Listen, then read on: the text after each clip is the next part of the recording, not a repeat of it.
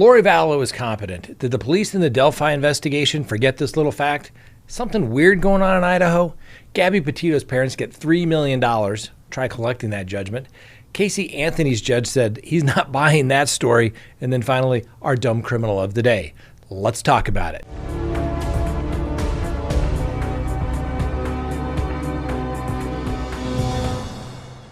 Thanks for watching Crime Talk. My name is Scott Reich. Have we got a great show for you? Now, remember, subscribe if you haven't, like if you do, hit that little bell so you receive notifications when we go live or put up new content. And remember, you can always watch us or listen to us anytime on your favorite podcasting app. I apologize I didn't do a show yesterday. It turned out I had to keep doing some of that real lawyer stuff, and well, it took priority, so my apologies to you.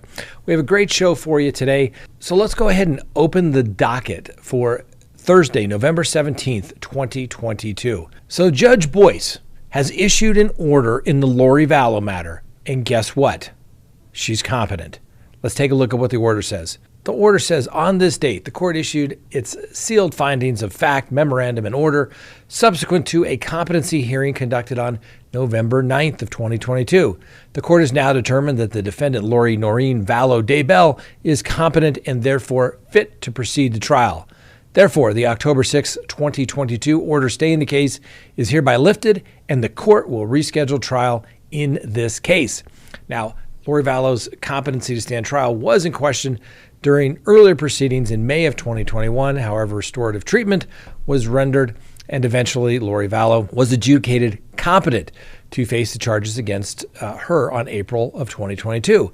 But the commensurate order from that month was just as unilluminating as the one issued just the other day. Well, the renewed question about her competency in early October came shortly after concerns that Vallow was caught repeatedly smiling into the television pool's camera during a television hearing. Now, Judge Boyce has banned television coverage of future hearings because he believed that Vallow's Sixth Amendment rights were in jeopardy due to the highly saturated local and national coverage of this case. Now, Vallow's attorneys requested the clampdown on the coverage back on August 30th of this year, and prosecutors agreed with the defense on September 12th, and cameras were subsequently banned. The judge noted that there was no indication that any media organization had ever violated this previous order in the Vallow or Daybell cases. However, he was going to do it to protect the entire situation. In banning these cameras from future hearings, Judge Boyce went on at length to clarify that the issue was with the potential effects of the coverage and not with the actual conduct of the press in the court. All I have to say is, let's go do this thing. She's competent. Let's get a trial date, and nobody's moving on any dates. Next on the docket, did the police forget that Richard Allen admitted that he was on that bridge in February of 2017? That's right. Richard Allen was arrested on October 26th and then charged 2 days later with the murders of Libby German and Abby Williams that took place back in February of 2017. Now, as we all know, Abby, 13, Libby, 14, went missing on the last day of a winter break on February 13th when they went hiking through the woods near the Indiana's historic Monon High Bridge. Now, a police source recently revealed that Allen was in the area of the killings on the day of the girls' murder. He told a conservation officer that he was in the area that day, but his report could have been considered unfounded. So right after Abby and Libby's death, Allen went to the officer and said he was on that bridge that afternoon, but he never saw the girls, according to this source. Investigators recently stumbled upon this forgotten shred of evidence, apparently, when the Indiana State Police asked a team of detectives to look over the Delphi case. After the murders, police discovered a video from Libby's phone where an unidentified man tells the girls down the hill. The video shows a white male dressed in jeans, a hoodie, and a blue jacket walking towards the 8th grader on a bridge with his hands in his pockets. Detectives believe that Allen is the unidentified man in the video and in the sketches released by the police throughout the Indiana State Police investigation. Now, the state police isn't going to confirm any of this information as of right now. They said, quote, out of respect for the prosecutorial process, which is being led by the Carroll County prosecutors, the Indiana State Police have no further information to release. Now, this continues to be an active investigation, and the Indiana State Police will continue to provide any and all resources, end quote. One of Allen's alleged classmates, who went by the name Amanda, gave her reaction to the recording on a podcast. This woman stated was asked if that matched Allen's voice, and although she didn't want to speculate, of course she did, she said it was very close and it gave her chills. Now, the girls had made plans to be picked up later in the afternoon back in 2017, but after they failed to show up, a relative called authorities. Their bodies were found the following day along Deer Creek, about a quarter of a mile east of the Monon High Bridge. Officials only divulged that the girls' bodies were posed and that the suspect took an undisclosed trophy from each victim. Police have yet to reveal any potential role in the girls' deaths. The 8th grader's cause of death has not been released either. Hopefully we'll get some more news on the 22nd when that will be released to the public. Like many Americans, we got a dog during the pandemic. My quarantine dog, Miss Winnie the Bulldog. Now, Miss Winnie has grown accustomed to being around us all the time. When we were leaving the house, Winnie would have extreme anxiety, so we decided to look for natural products to help with her anxiety. We looked for the highest quality CBD treats, and we were not satisfied, and neither was Winnie. So we created a high-quality CBD product that absorbs faster and provides the required results faster. Baked in Colorado CBD treats and beverage enhancers are made with nanotechnology. The nanotechnology makes the CBD extraction more pure, also allows for Baked in Colorado products to work faster. Baked in Colorado products can help reduce your pet's anxiety, ease joint pain, and help with your dog's skin problems. Go to our online store and see what Baked in Colorado product is best for your dog. When you order at bakedincolorado.com, enter code WINNIE and receive 15% off your first order. We have a 30-day money-back guarantee. If your dog does not experience the desired results in 30 days, return the product and we will refund your money. No questions asked. Next on the docket, the Idaho college killings. Some breaking news. First, the autopsy confirms that the cause of death was a homicide. The information is not being reported in great detail as of yet, but the coroner has been able to confirm that this was not some sort of murder-suicide type of situation. Police have confirmed that they have yet to identify a suspect or find a murder weapon 3 days after the stabbing of the 4 students, and revealed that 2 roommates were inside the house at the time of the killings. Now, the victims, 3 women and 1 man, were found on Sunday morning inside the student housing there, or the student house, and the 3 women shared with no visible signs of any break-in. The 3 women have been named as Madison Mogan, Kaylee Concalves, and Yana Kernoodle. Easy for me to say. The man, Ethan Chapin, was the boyfriend of Kernoodle, one of the housemates. Now, there is still someone out there who committed 4 crimes, and this is according to the chief of police there, by a guy by the name of James Fry. He said, quote, "We all have to be aware of our surroundings and make sure we're watching out for each other." The chief said that they believe it was a targeted attack, but added, "We needed to be aware." The individual is still out there. He also added, "We cannot say there is no threat to the community." Duh. Now, back in September, a man who flashed a knife at a student turned himself into the police, who said that the incidents were completely unrelated. However, they added they are looking at every angle. Now, police received a call at noon on Sunday and have concluded that there were 4 people stabbed to death up to 9 hours before the discovery of the body, sometimes between 3 and 4 a.m.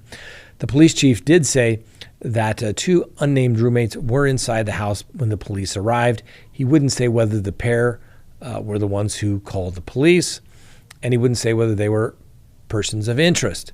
The report that we got from them was that they were unconscious, and that's what the police originally said. It wasn't until the police officers got onto the scene to do a wellness check that they found the scene that they found. Now, veteran Moscow Police Department officers have described the scene as among the most gruesome and harrowing they have ever seen, with the 4 people left to bleed to death inside the house. 25 people from the FBI, Idaho State Police, and the Moscow Police Department have been assigned to this case.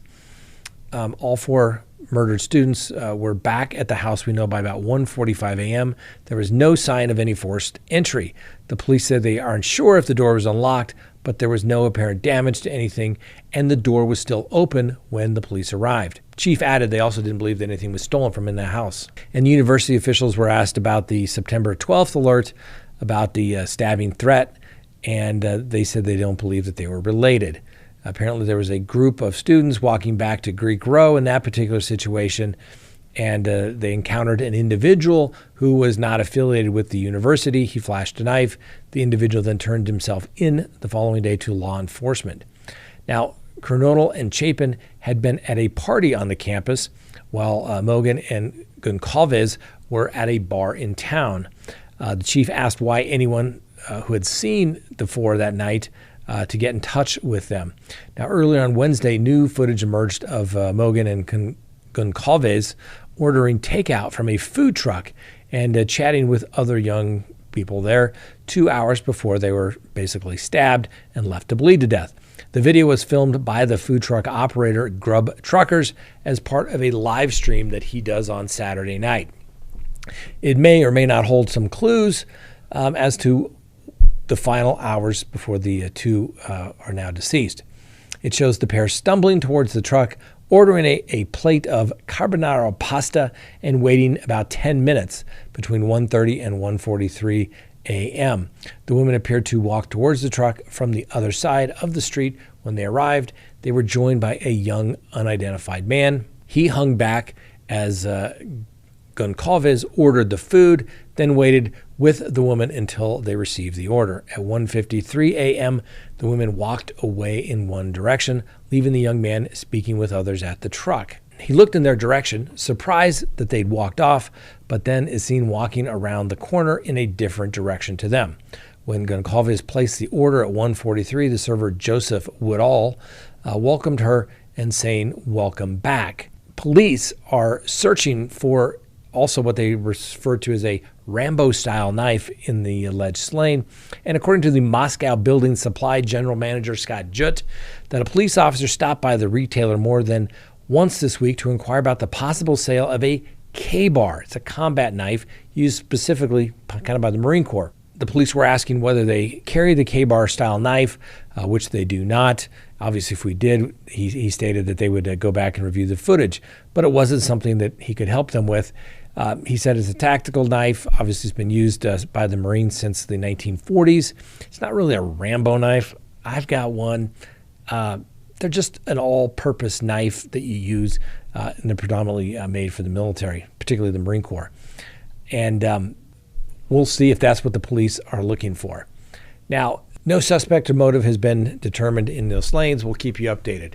Gabby Petito's parents have been awarded $3 million in damages from the estate of her late boyfriend, Brian Laundrie, after suing his parents for how they handled their daughter's disappearance and the death last year. Now, Brian murdered Gabby, his 22-year-old fiance, during a cross-country road trip in August of 2021. After strangling her in Wyoming, Brian drove the van back to his parents' home in Florida and spent weeks with them before fleeing when suspicion over Gabby's disappearance started to mount. The young couple had been visiting the America's National Park in a camper van and sharing their adventures on Instagram, but behind the scenes there was some fighting incessantly, apparently, and to the point that the police had to separate them for one night during the trip. For days, he and his parents ignored Gabby Petito's request for information. He then fled the house, ultimately being found deceased in the marsh. Gabby's parents sued the Laundrie family for malice and wrongful death, and the case was due to go to trial in December. Now, they also sued Christopher and Roberta Laundrie separately in a civil case that remains active. They claim that the May lawsuit that Christopher and Roberta Laundrie knew that Brian had murdered Gabby, but they had planned to help him flee the country. Well, an agreement has been reached between them, however, which brings the end of this case. It's unclear if the Laundrie family has $3 million to give. In a statement, Gabby's parents, attorney Patrick Riley, stated that no amount of money is sufficient to compensate the Petito family for the loss of their daughter, Gabby, at the hands of Brian Laundrie. Now, obviously, everyone knows Brian doesn't have $3 million. It's an arbitrary number, but whatever monies they do receive will help Gabby's family in their endeavors with the Gabby Petito Foundation. Yeah, they're never going to get any money. They're just not going to. It's an arbitrary number made up. You might as well made it $30 million. The estate of Brian Laundrie has nothing in it to collect from. It is a hollow judgment. I hope it makes the family feel better. I get it, but it's not worth the piece of paper it's written upon. Next, the Casey Anthony judge who presided over Casey Anthony's criminal trial isn't buying her latest explanation of the death of her daughter. Now, Judge Belvin Perry Jr. stated that he doesn't think Casey's version of events, namely that her father, George, was responsible for the 2-year-old Casey's death, adds up based upon what he recalls from the case. Now, retired Judge Perry thinks that Casey's story hasn't been consistent and believes she has caught herself in a few lies that undermine her credibility. He says she blamed a babysitter for kidnapping Kaylee earlier. The judge also said there's some damning evidence, namely the smell of death inside Casey Anthony's car trunk at the time Kaylee disappeared. Now, Judge Perry is obviously retired from the bench, also notes that there was no hard evidence Kaylee drowned in the pool or that Casey's dad sexually abused her. Long story short, the judge also doesn't think her new story lines up with the facts of the case. And then finally, our dumb criminal of the day. Monroe County Sheriff's Officer spotted a motorcyclist at about 8:30 a.m. illegally passing vehicles in the center turn lane. The motorcyclist, later identified as 35-year-old Martin Quincy, didn't stop for the deputies. Deputies say that his speed fluctuated from 70 miles an hour up to 117 miles an hour. Quincy continued to pass vehicles illegally before he ultimately stopped. When stopped, they asked why he was speeding. Well, they found an arm, and he said that he was speeding because he was late for a flight. Well, he was arrested, charged with fleeing and eluding, and guess what? He missed that flight. Oh, and he also got charged with reckless driving and possession of marijuana. That's just dumb. You should have just pulled over. You would have made your flight, got the ticket, and not been charged as well. All right. Thanks for watching. Have a wonderful day. We'll see you next time on Crime Talk.